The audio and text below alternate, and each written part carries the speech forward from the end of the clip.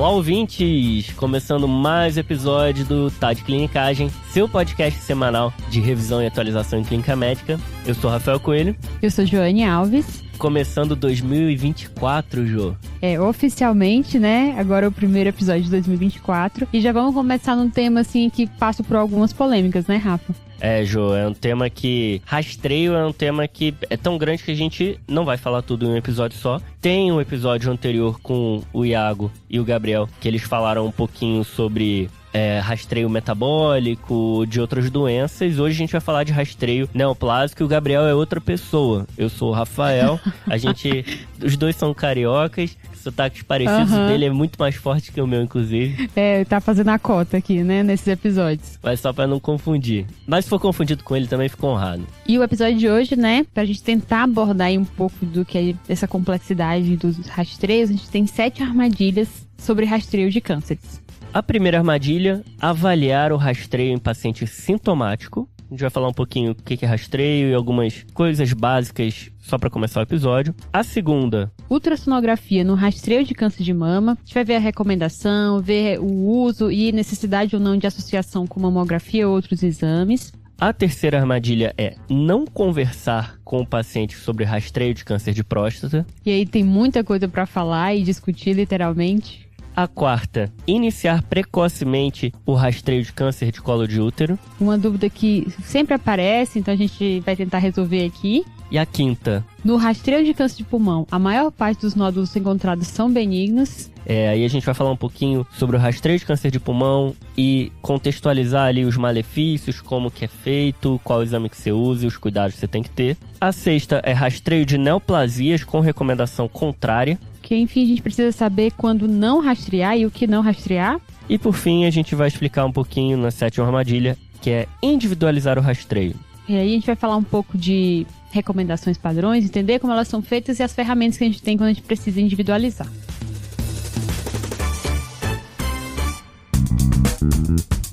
E antes de começar o episódio, vamos falar um pouquinho sobre a nossa parceria com a Medicoff. Medicoff, nossos amigos lá que estão fazendo um trabalho incrível, ajudando muita gente a passar na prova de residência, né? E o TDC fez uma parceria que tá tendo bastante sucesso, mas tá acabando, tá, gente? Então, como é que tá funcionando, né? Existem os extensivos do Medicoff e a gente fez uma parceria para que as pessoas que assinem o extensivo para R1 ou R+, tenham acesso a alguns meses no Guia TDC. Guia TDC, que é o nosso serviço de revisão e atualização, que toda semana sai tópico novo sobre o que tem de mais quente aí no mundo da medicina para você se manter atualizado e revisar temas importantes. Na descrição do episódio vocês vão encontrar o link para fazer esse acesso, né, para se cadastrar e para assinar o extensivo Elite ou extensivo regular. Quais são as diferenças? Todo mundo tem acesso a toda a plataforma do Medicoff, mas para quem assina o extensivo Elite, vai ter acesso a 12 meses do Guia TDC gratuitamente. E para quem assina o extensivo regular, são 6 meses de acesso ao Guia TDC. E aí tem o link aí do extensivo para R+ de clínica e o extensivo para R1. E aí você escolhe entre o regular, que você ganha 6 meses, o Elite, que você ganha 12 meses. É um cupom para você inserir e ganhar esses meses gratuitos do Guia TDC.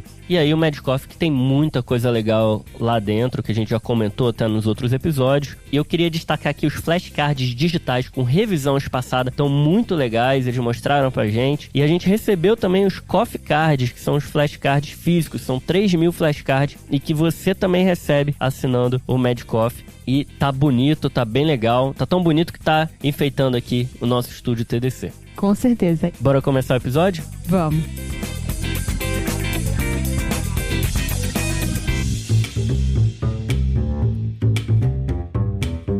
Então vamos para a nossa primeira armadilha, que é avaliar rastreio em paciente sintomático. Boa, Jô. A gente está começando por essa armadilha porque eu acho que é o conceito básico aqui de todas as aulas preventivas de rastreio. A gente está tentando identificar problemas numa paciente que ainda não tem sintomas desse problema. Então a gente tem que diagnosticar esse problema precocemente, tá? Esse é o conceito de rastreio. Se a pessoa está sintomática, aí já é a investigação daquela síndrome, daquele sintoma que ele está apresentando. E aí o pulo do gato, né? Você saber onde que você está inserindo aquele pedido de exame, aquela indicação de exame. Quando a gente está falando de investigação, muda, né? Porque você está com a suspeita de alguma doença, que no geral né, é uma doença grave, que vai trazer repercussão para o seu paciente. Isso aí, Jô. Então, um exemplo aqui. Um paciente que ele está com algum sangramento nas fezes. Ele tem 30 anos, ele estaria fora de um rastreio de câncer coloretal. Nesse caso aqui, ele está com sangramento. Então, se você optar por pedir um exame ou outro, você está investigando aquele sintoma que ele tem. A gente não está falando aqui sobre rastreio. Então, para você ver se o paciente é um paciente de rastreio ou se é um paciente de investigação, tem que ver se ele está sintomático ou não. Ou seja, a anamnese se torna a base para tudo que a gente vai falar a partir daqui. E vou aproveitar, Rafa, que você já falou aí do câncer coloretal, para falar para as pessoas que a gente já falou no episódio 106, 4 clínicas de rastreio de câncer coloretal, e que nesse episódio específico a gente não vai abordar sobre isso. Então nesse não entrou? Isso. Beleza, Jô. Bora para a segunda armadilha? Vamos. A segunda armadilha é ultrassonografia no rastreio de câncer de mama. A ideia dessa armadilha é entender o papel realmente do ultrassom na avaliação no rastreio do câncer de mama, mas para a gente chegar lá nesse momento, para responder essa dúvida, a gente tem que falar um pouco sobre as recomendações, tá? Tem que entender o que é atualmente recomendado pelas diretrizes. Exato. Então, existe uma divergência ainda entre o corte de idade inicial para começar esse rastreio, tá, né? A nossa, que principalmente da Febrasgo, mas que existe concordância em outros órgãos, é de começar aos 40 anos e finalizar aos 74. Febrasgo, que é a Federação Brasileira, né? Isso, de GO. Isso. E a recomendação é que se faça mamografia nesses casos e uma mamografia que seja realizada anualmente. Então, 40 a 74 anos usando mamografia como método. Isso. Enquanto que a Força-Tarefa Americana, né, que é muito utilizado e é um órgão também respeitado, porque é voltado para isso, né, para responder essas perguntas sobre benefícios de rastreio. Que é o SPSTF. Isso. Ela recomenda começar o rastreio a partir dos 50 anos e parar na mesma idade, 74. Tá. Fazendo essa mamografia a cada 2 anos. Beleza. Então aqui também mamografia. Isso. Só que acontece, existe essa dúvida na literatura e já tem alguns trabalhos que tentaram responder essa dúvida, porque nas pacientes com mama densa, a mamografia parece não ter o mesmo papel, o mesmo benefício em achar lesões suspeitas. Então, havia-se essa dúvida de se realmente só a mamografia era suficiente para seguir essas pacientes. E aí, então, você está falando que paciente com mama densa é um asterisco. Mas, assim, o que é mama densa, Jô? Então, Rafa, não tem como você clinicamente já ter essa resposta. Então, não é avaliar a paciente e já saber se é denso ou não. Então, precisa de um exame de imagem. Então, muitas vezes, a paciente faz a mamografia. E a mamografia, na hora que a gente tem um laudo, né, o resultado desse exame, o próprio radiologista vai classificar, né, como densa até a mama que está completamente gordurosa. Porque esse é um processo natural do envelhecimento da mulher, em que a mama inicialmente é mais densa, porque ela tem mais tecido mamário, glândula mamária. E à medida que ela vai envelhecendo, havendo uma troca e começa a ter gordura nesse lugar. Jô, então mulheres que são mais jovens têm mais glândulas e uma mama mais densa. À medida que elas envelhecem, há uma troca pelo tecido gorduroso e aí a mama fica menos densa. E de que forma que isso pode mudar o nosso rastreio? Tem alguma especificidade dessas mulheres com mama densa? Então, Rafa, existe uma dúvida realmente da mamografia nesse cenário, né, nas mulheres com mama densa, porque ela tem uma qualidade para achados, né, para as lesões suspeitas menor.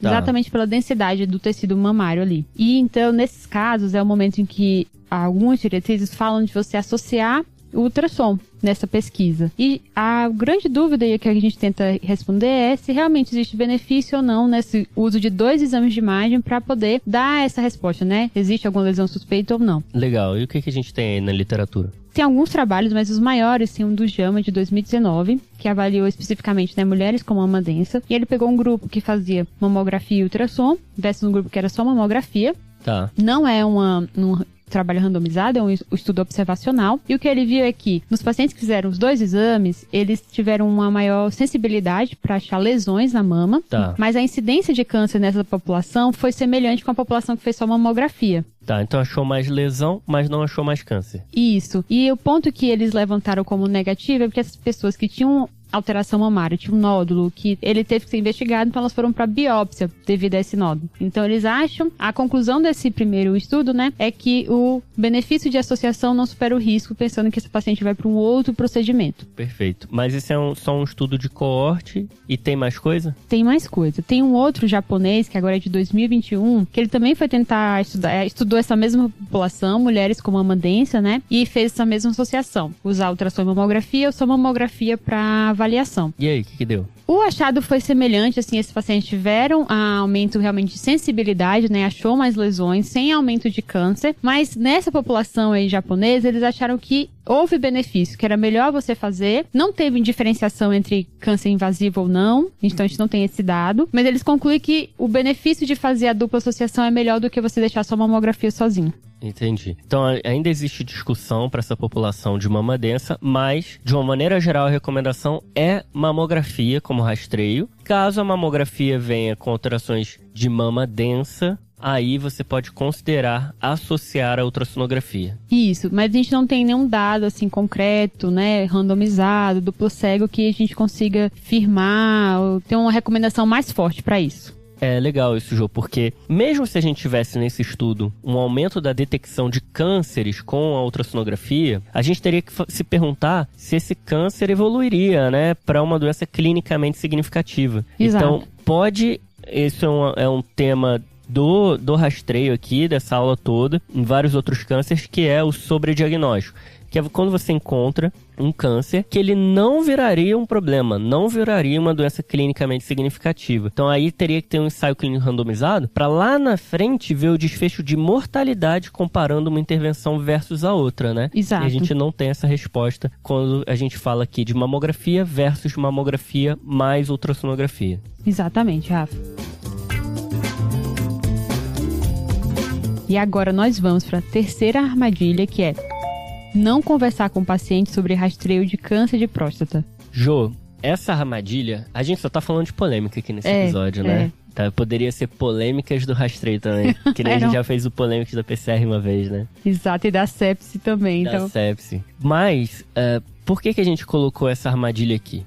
No câncer de próstata, a gente tem diversas recomendações. Sociedade de Urologia, o Task Force americano, que é o SPSTF, Sociedade de Câncer, por aí vai. Não há uma divergência assim tão grande na faixa etária, tá? Que costuma ser ali, o SPSTF, 55 a 69 anos de período para se fazer rastreio de câncer de próstata. Algumas outras puxam para uma idade mais cedo, até 45 anos, até 50, 45 anos. Mas o que é consenso entre todas essas diretrizes é que tem que ser feito o rastreio só após a discussão de riscos e benefícios com o paciente. E é aí que está a grande dificuldade, né, que a gente tem na prática de discutir um tema que é difícil ser discutido até entre profissionais, né? Tá, então, mas a ideia é a gente entender como que a gente vai fazer isso, né? Eu acho que a ordem aqui, Jô, é primeiro a gente entender uma base teórica. O que tem de informação importante sobre câncer de próstata antes de você discutir com o paciente, porque você tem que estar preparado. E depois, você tem que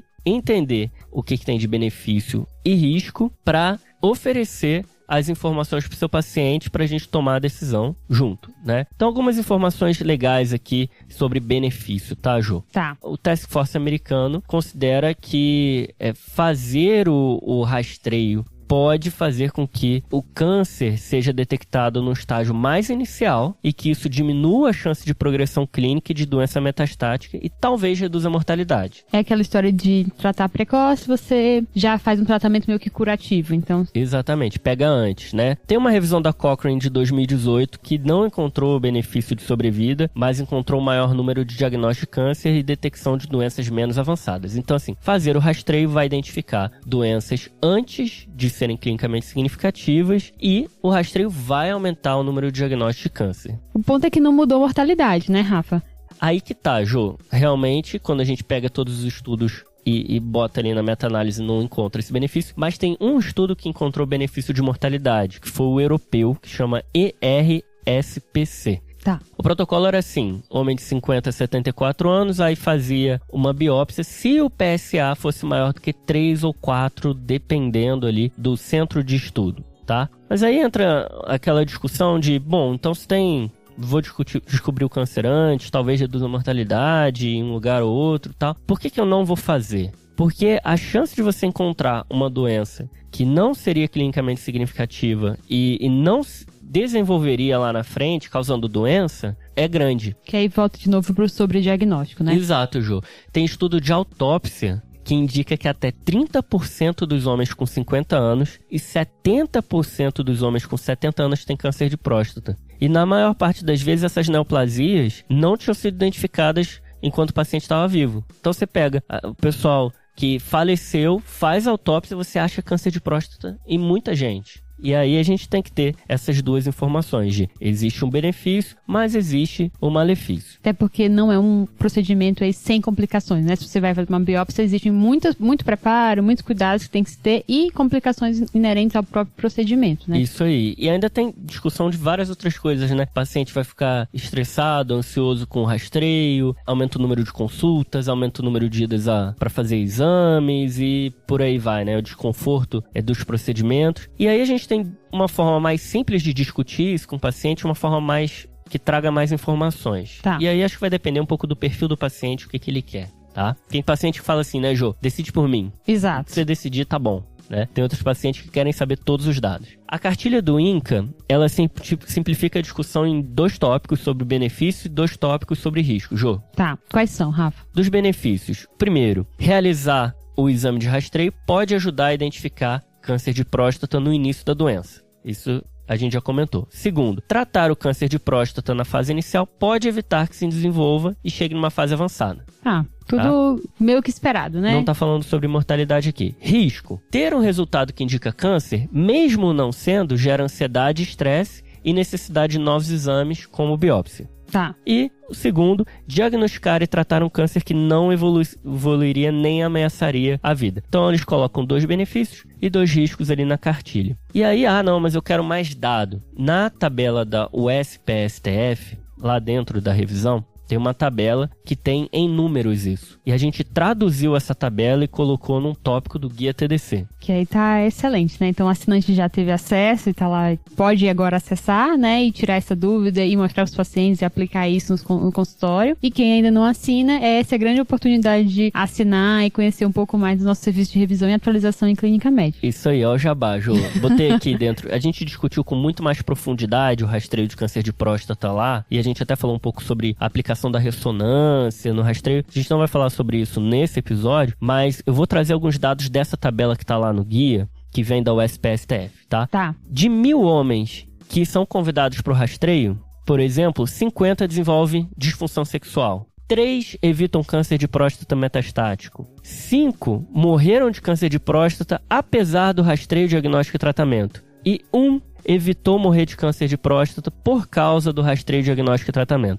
Só que nessa tabela tem várias outras coisas. Tem hospitalização, incontinência urinária, número de câncer de próstata metastáticos evitados e por aí vai. Então você tem uma tabela ali com a informação e a incidência daquela informação, que aí em números o seu paciente consegue tomar uma decisão mais certeira. Acredito que muitos dos rastreios que a gente tem dúvida hoje são polêmicos, cada vez mais vão ir nesse caminho, né, da próstata, que a gente vai ter a dúvida, vai ter os dados pra gente apresentar pro paciente e decidir em conjunto, né, o que faz sentido. E aí, porque entra muito do que pro indivíduo também faz sentido, né, então você pesar risco-benefício com ele e ele entender o que risco e qual benefício que ele tá optando por naquele momento, né. Cara, acho que é isso, né, Jô? Tipo, se você vira pra uma pessoa e fala, olha, de 1.000 pessoas, uma vai ser salva com esse rastreio, vai ter gente que vai achar isso muito e vai ter gente que vai achar isso pouco. Eu não Exato. quero. Então, esse é o grande motivo do conversar e discutir sobre riscos e benefícios. E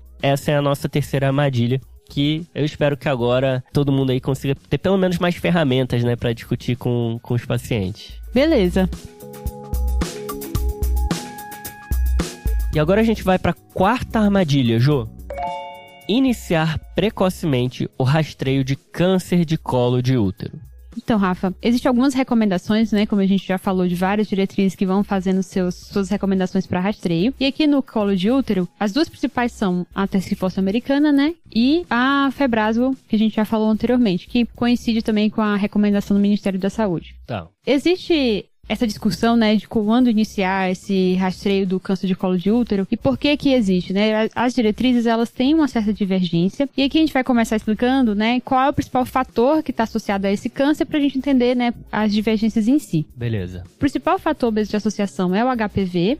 que é o papilomavírus humano, né? E tem alguns subtipos, que são 16 e 18, que tem mais associação com câncer de colo de útero. Que é o que todo mundo decora pra prova. Isso, mas não são os únicos, né? Tem vários subtipos, só que esses acabam sendo os mais prevalentes. E aí, as diretrizes, elas dão cortes de idade diferentes e elas também dão algumas nuances de diferença em relação à recomendação. Tá, tipo o quê? Então, a Força Tarefa Americana, né, a Task Force Americana, ela dá um corte menor. Então, começa aos 21 anos e vai até os 65 anos para fazer essa avaliação, esse rastreio. Tá. Independente da vida sexual.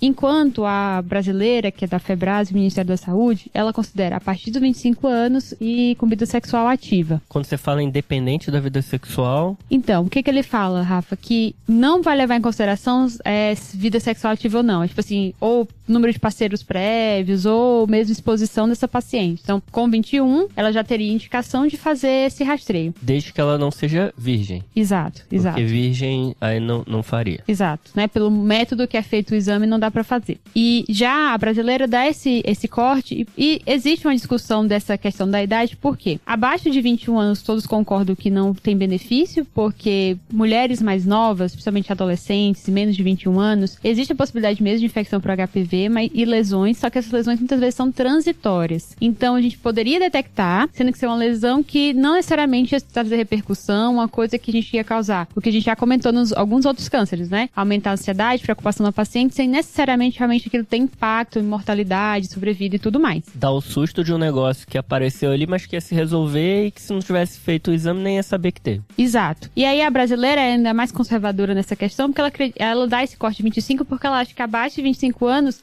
isso ainda é uma realidade, né? Então tem essa diferença aí de 21 para 25 entre as duas diretrizes, tá? E aí por isso que é a grande armadilha aqui, então, Jô. Porque se você inicia cedo demais, você pode cair nesse problema. Exatamente. Então esse é o grande ponto, né? Não adianta começar muito cedo porque você pode entrar nesse sobrediagnóstico e detectar uma lesão que não vai ser nunca sintomática porque ela vai regredir ao longo do tempo. Uma coisa interessante é que que fica bem claro é que o que também não há benefício são mulheres mais de 65 anos ou mulheres também que em algum momento da vida, por algum outro motivo, não câncer, né, fizeram esterectomia total. Então também não tem benefício de rastrear essas pessoas. Porque aí tirou o colo de útero, né? Exatamente. E aí, existem algumas formas de a gente fazer esse rastreio, né? O que é mais famoso e mais acessível mesmo é a citologia cervical, né, que é o Papa Nicolau. Tá. É o que é recomendado mesmo tanto americana quanto a nossa, mas existem alguns métodos diferentes para você fazer. Existe a indicação de você fazer a pesquisa do HPV de alto risco, que são esses HPVs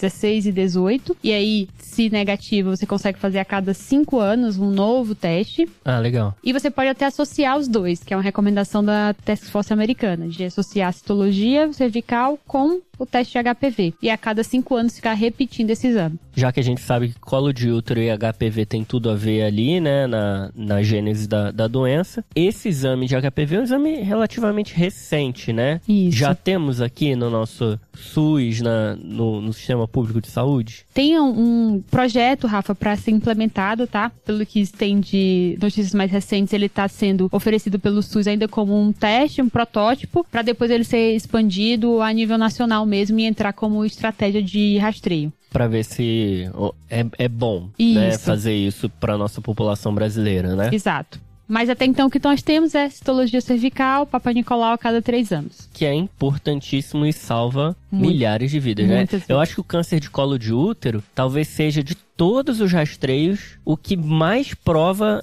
o benefício de fazer um rastreio, né? Isso. Tão importante, Rafa, que a gente tem que aproveitar todas as janelas de oportunidade. Por exemplo, tem uma situação comum, né? A gestante, seu primeiro momento que ela realmente está tendo acesso a esse tipo de exame, a esse cuidado. Então, se tem alguma diagnóstico, alguma lesão suspeita e ela é diagnosticada ali, é o momento de você manter aquela paciente lá, porque aquele rastreio foi efetivo e você vai continuar o tratamento dela depois de passado, né, o parto. Então pode fazer o Papa Nicolau na gestante. Também.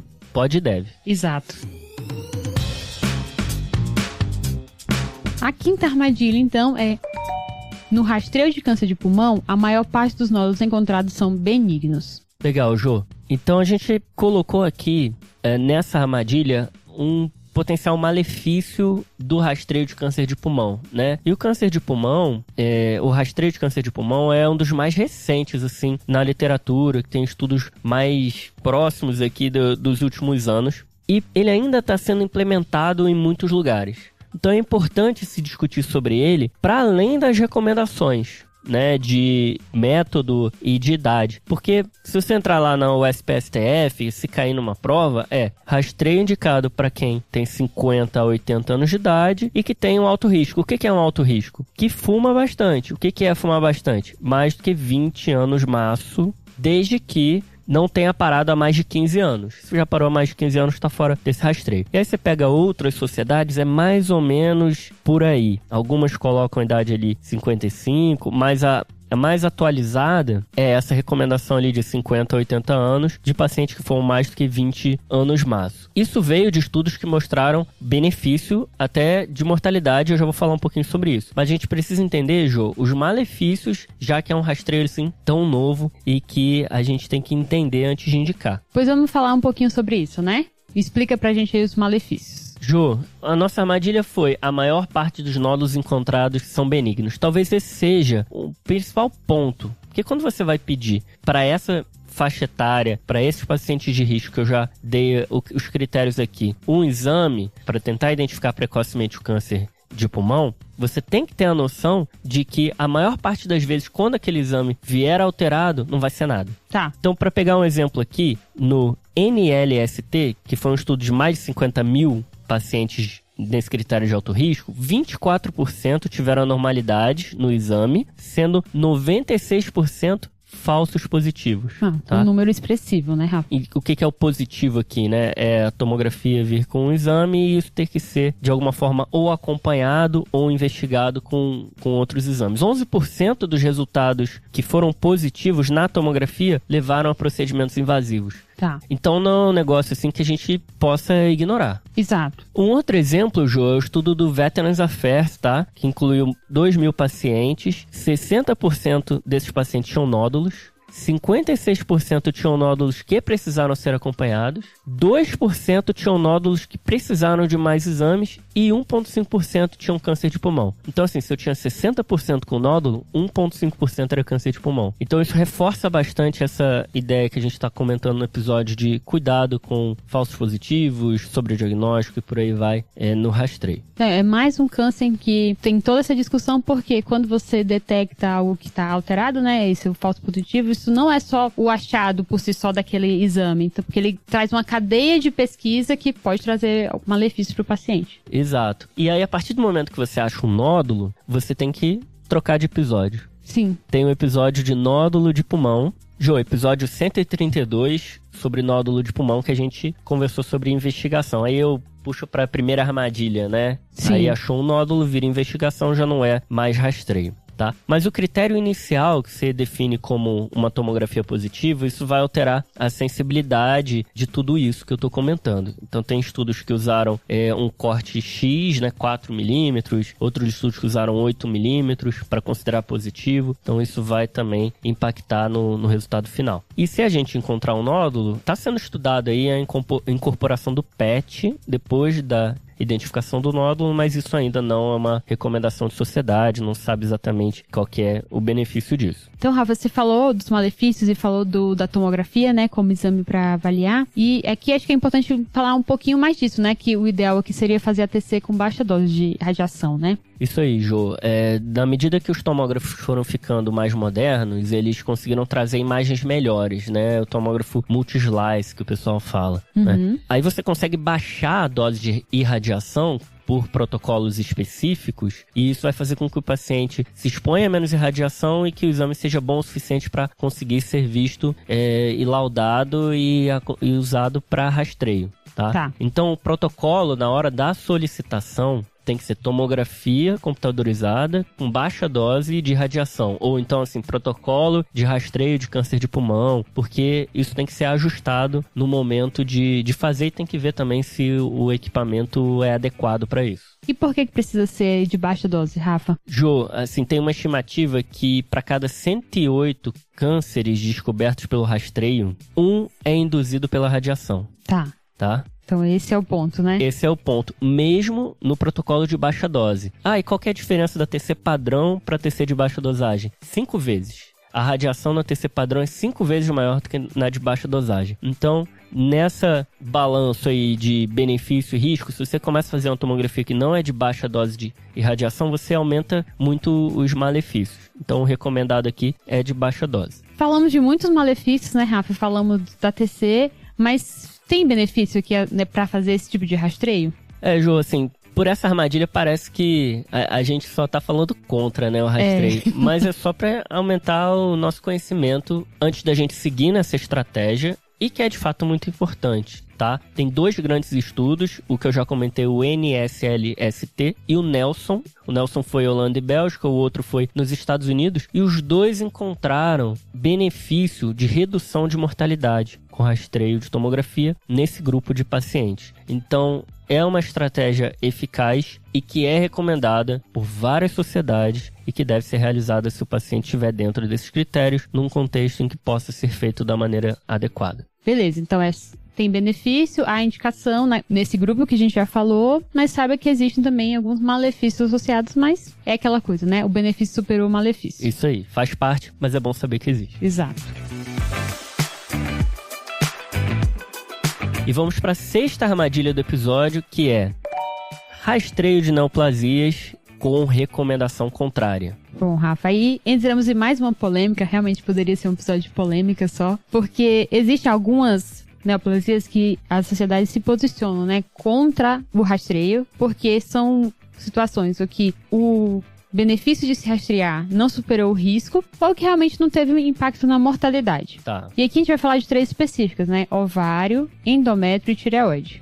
Tá bom. Tá? Então, em relação ao ovário, a Task Force americana recomenda contra esse rastreio, porque os que se tem de dado, né, de investigação, não viu realmente benefício em reduzir mortalidade dessas pacientes. E é importante frisar que isso não se aplica a nenhuma mulher que tem uma síndrome hereditária que por essa síndrome tenha alto risco de câncer de ovário. Tipo BRCA, né? Isso, ou qualquer outra síndrome genética. Então, não vale para essas pacientes, tá certo? E às vezes você não sabe o que a paciente tem, né? Então, por isso a importância da anamnese de perguntar a história familiar de câncer. Exato. O mesmo em relação à tireoide, que a Task Force americana recomenda contra o rastreio, e várias outras sociedades também recomendam contra, como a Americana de Tireoide, o Colégio Americano de Endocrinologia, porque eles viram que o screening não foi benéfico, né? Isso não reduziu a mortalidade desses pacientes. Tá. E de endométrio, o que é que a gente tem? Não tem um posicionamento oficial em relação ao endométrio, mas o que, no geral, não é indicado por 3 motivos. Primeiro, porque 75 a 90% dessas pacientes, elas são sintomáticas já no início do quadro. Essa informação é muito boa. Então, elas, no geral, têm sangramento uterino normal, e a gente vai pensar nas mulheres, principalmente na pós-menopausa, que vai, né, trazer aquele suspeita maior. Se a doença dá muito sintoma, ou dá sintoma desde o início, né, vou esperar ter sintoma para procurar, né? Exato. É um sintoma que é comum e causa muito incômodo, então é uma coisa que se aparece, muitas vezes aquela pessoa vai procurar auxílio médico, vai procurar investigação. Se o rastreio é uma pessoa assintomática, então aqui não cabe. Não vai passar batida esse sintoma para a pessoa, né? Exato. E a terapêutica que a gente tem disponível, imagina que é um câncer de endométrio que começou a sangrar e ela já detectou de cara. Muitas vezes ela é suficiente também para curar o paciente. Então, as bases que a gente tem para pensar no rastreio de uma doença não cabem aqui quando a gente está falando de endométrio. Porque detecta muito rápido, assim que começa a ter a manifestação, já começa a ter sintoma, na grande maioria dos casos. Então, é mais fácil você avaliar o sintomático do que pesquisar em todas as pessoas assintomáticas. É tipo o contrário das doenças que são protótipos de indicação de rastreio, né? Exato. Em que você encontra num estágio pré-clínico, que ela demora para evoluir, que não dá sintoma. Câncer de endométrio não preenche esses critérios. Exato. E a 7ª armadilha é individualizar o rastreio. Essa armadilha entra como um fechamento do episódio, né, Jô? E ficou aqui pro final, porque se tivesse no início, talvez o ouvinte fosse desligar o episódio. Mas não desligue, assim. O individualizar aqui, quando a gente está na prática, com o paciente ali na frente, essa é a grande arte, né, da medicina. Mas a gente entende que a gente tem que individualizar com informações baseadas em evidência. É sempre muito difícil fazer isso para tudo, né, na medicina, para qualquer coisa na medicina, tá? E aí, nessa discussão sobre individualização, a gente tem que entender qual que é o nosso papel no rastreio dos pacientes na medicina preventiva. Porque a pesquisa ela vai identificar um problema, ela vai ver se tem método diagnóstico adequado para diagnosticar aquele problema, porque assim, se o teste for ruim para identificar esse problema, nem vai ser estudado. Tem que ver se tem tratamento para aquele problema, tratamento eficaz, e aí tem que ver no final de tudo se a doença identificada de uma maneira precoce, sem sinal, sem sintoma, com a implementação desse tratamento, vai levar a algum desfecho importante, né? Reduzir mortalidade, que seria o desfecho mais importante. Que é o grande objetivo do rastreio, né? Que é o grande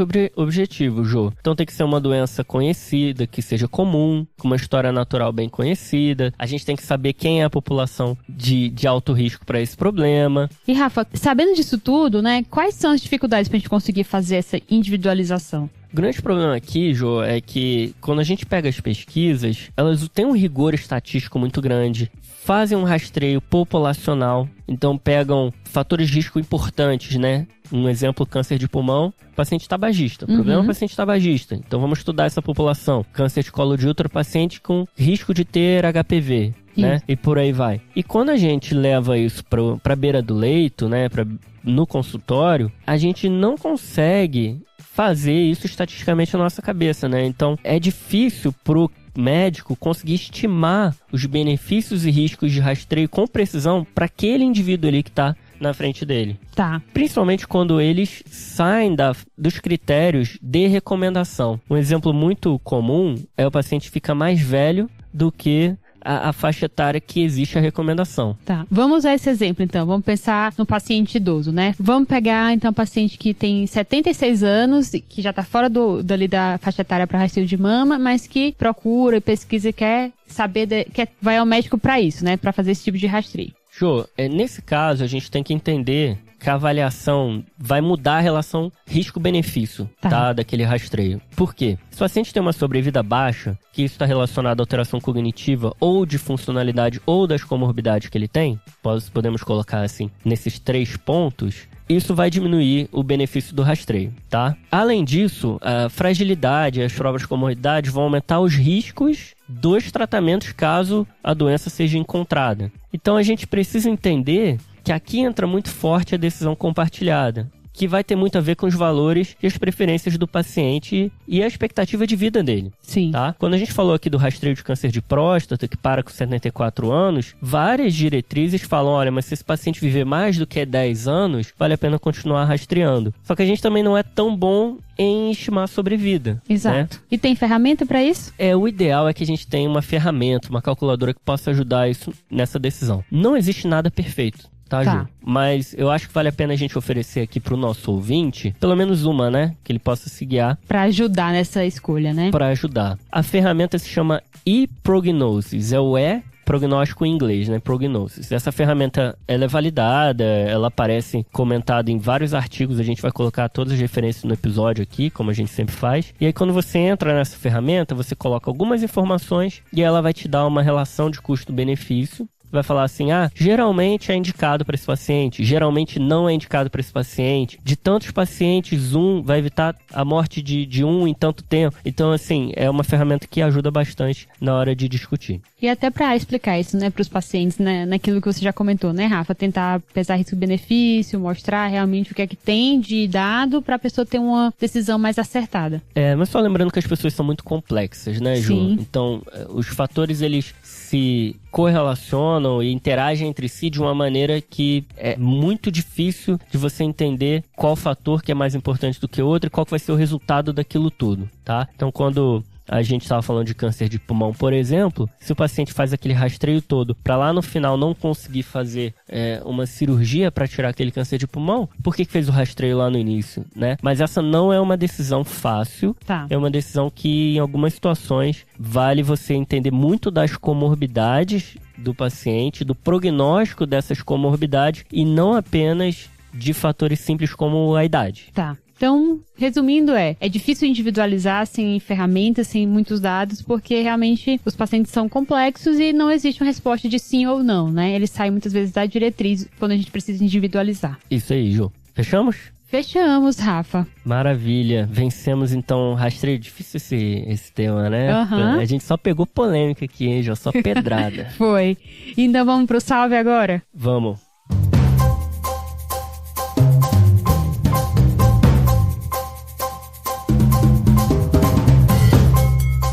teu salve, Jô, vai pra quem? Meu salve, Rafa, vai para Daniela Carniel e para o João Fernandes, que a gente encontrou eles lá no Congresso em Balneário. Sim. Brasileiros de Clínica Médica, eles são de Passo Fundo, no Rio Grande do Sul. E foram uma das pessoas que a gente teve essa oportunidade de conhecer, trocar uma ideia. Muito maneiro. E eles são super fãs, então fica aqui nosso salve para eles. Abração, gente. A gente nem tá atrasado nos salves, né? Nem um pouco. Setembro, o Congresso. E o seu salve, Rafa? Meu salve vai pro Wallace, Jô. O Wallace mandou uma mensagem aqui pra gente no Instagram, passando só pra dizer que cada podcast que eu vi, fiquei mais fã de vocês, estão de parabéns. Vocês estão pro Guia TDC, assim como o Burton Rose estava pro Up to Date. Pô, aí botou a gente no pedestal. Acho que... Calma aí, cara. Estamos começando. Mas o Wallace, ele foi meu R+, lá na clínica, na Unifesp, na Escola Paulista de Medicina. E muito bom, cara, ouvir você, que você tá curtindo o nosso trabalho aqui.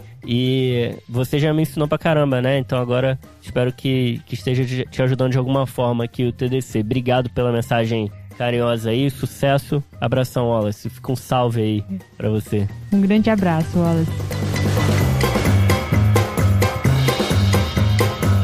E eu acho que assim finalizamos, né, Rafa? Finalizamos, Jô. Então fica aí para as pessoas, para seguirem o Tá de Clinicagem no Instagram, @Tá de Clinicagem, no Twitter, que agora é X, no... X. No TikTok, no YouTube e em todas as plataformas. E sempre que possível, né, manda aí seu comentário, sua dúvida, sua sugestão, que a gente tá sempre aberto. E um abraço para todos os colaboradores do TDC, né, Jô? Temos colaboradores discentes agora da faculdade novos. E um abraço para os antigos também, especialmente o João Felipe, que tá aqui com a gente, acompanhando nosso episódio, deu várias dicas aqui no nosso roteiro. E é isso, pessoal. Falou. Valeu.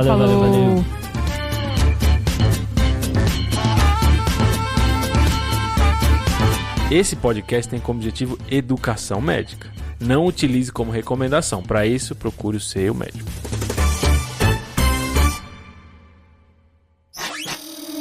Essa é uma produção do Bicho de Goiaba.